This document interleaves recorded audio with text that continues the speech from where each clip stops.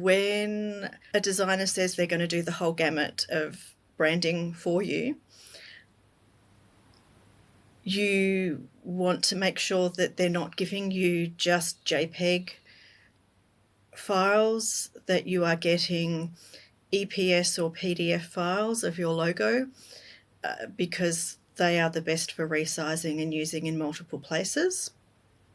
You also want to ensure that if they have used any licensed fonts, that you have the legal right to be using those fonts.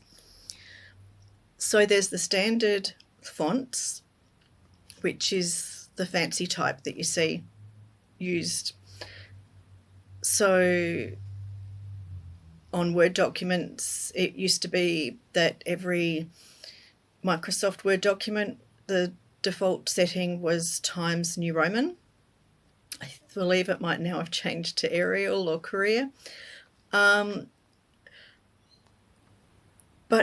a lot of the fancier cursive or lettering style fonts are privately created and licensed, and they can use it in their original design. But if you want to use that anywhere else, you need to purchase a license for business use from the designer or creator of that font.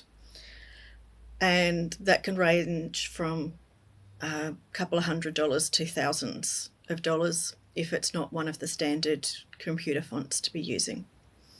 Now, you may just have a symbol instead of having the font-based logo or text-based logo, or you may have a combination of both.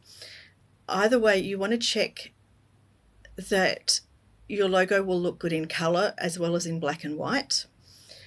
And whilst your images you're using online will have 72 dots per inch, and that's fine to use across any website because the monitor screens will show that clearly.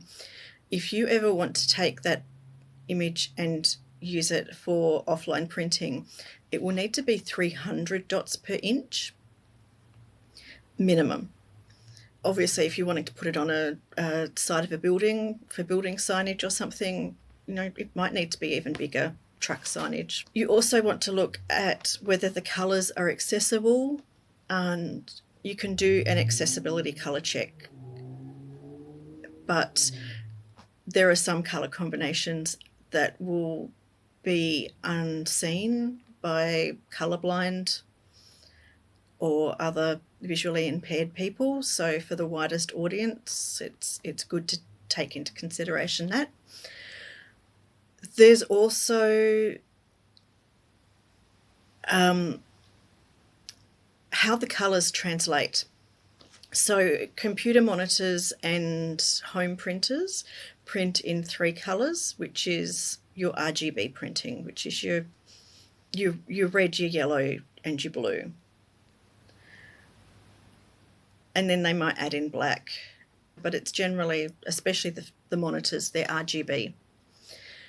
When it comes to professional printing, it's CMYK printing.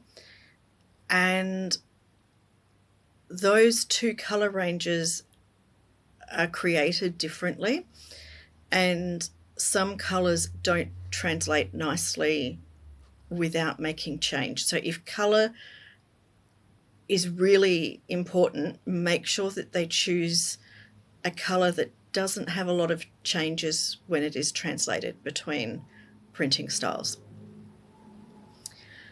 And lastly, the branding guide is a written document that will say where you want to use each colour and the best ways or rules for using.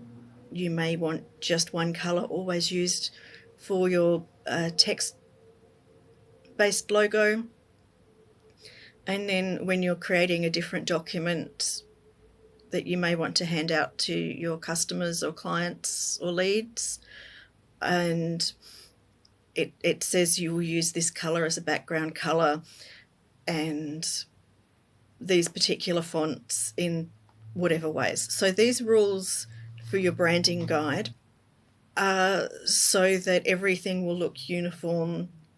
It will give you a more professional branding image across all platforms, because you'll just be able to give your next social media ads creator or your next graphics designer or your next website designer, you just hand them the branding document and they have the rules. And that should be done in consultation with you, and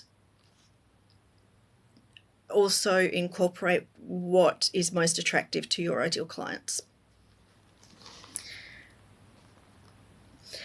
Actually, on a website, the absolute most important thing is to collect email addresses of anyone who visits your site and who is interested in finding out more about your services, because then you can use that email address to send them offers and keep them updated about changes to your offers and services. Offering a new course or putting something up for sale really quickly, you can email them out, and you don't necessarily need a large list if you have really a good list of contacts who are interested in your services. So, and I'll include my affiliate links. So if you ever choose to update that, I would get paid a very small commission for letting you know about it. But unless your business gets big enough, you don't need to upgrade should you choose not to. MailerLite is an auto-responding service, and an autoresponder is a mailing automation. So when someone signs up for your mailing list, you can automatically send them a thank you, you send them your gift. What I like about MailerLite is that it is also includes a website. So if you don't have a website anywhere else, you can use MailerLite to just create the landing page or email capture page, and then automate the emails, as well as send some broadcast emails out whenever you have a new offer or idea. And I really like the more automations that you can do in your business, the better off you are, because it's one less thing to worry about. So thank you for watching, and I hope that you found this information useful. As always, let me know if you have any further questions and I'll ask them as